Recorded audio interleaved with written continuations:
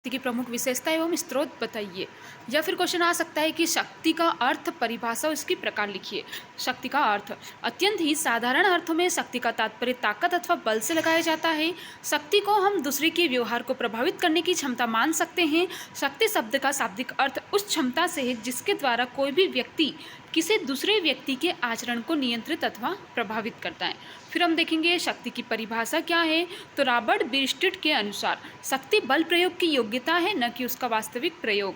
MacIver के अनुसार शक्ति व्यक्तियों तथा व्यवहार को नियंत्रित करने और निर्देशित करने की योग्यता है। फिर हम देखेंगे शक्ति की प्रमुख विशेषताएं कौन कौन सी है। तो शक्ति स्थिरीकरण में सहायक होती है। शक्ति बल प्रयोग की योग्यता कही जा सकती है। नेता शक्ति के बल पर ही नेतृत्व प्राप्त करता है। शक्ति के द्वारा दूसरों के व्यवहार को प्रभावित करने में सहायता मिलती है। शक्ति के माध्यम से एक व्यक्ति दूसरे व्यक्ति पर नियंत्रण स्थापित करता है। फिर हम देखेंगे शक्ति के प्रकार कौन कौन से हैं। पहला है कानूनी शक्ति, गैर कानूनी शक्ति, बल पर आधारित शक्ति, प्रभुत्व पर आधारित शक्ति। पहली है कानूनी शक्ति, तो वह होती है यानी कि वह शक्ति जो समाज या कानून की मान्यता प्रदान करने से प्राप्त होती है।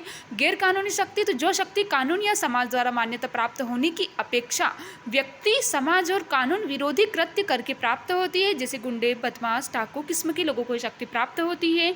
बल पर आधारित शक्ति, जब व्यक्ति अपने शारीरिक बल के आधार पर अन्य लोगों पर दबाव बनाता है तो उसे बल पर आधारित शक्ति कहते हैं। प्रभुत्व पर आधारित शक्ति, कोई व्यक्ति या समूह जब दूसरे लोगों को अपने अनुसार कार्य करने के लिए बाध्य करता है तो ऐसी स्थिति को प्रभुत्व पर आधारित शक्ति कहा जाता है। जैसे किसी कार्यालय में कार्यरत उच्च अधिकारी का प्रभुत्व अपने अधीनस्थ कर्मचारियों पर होता है।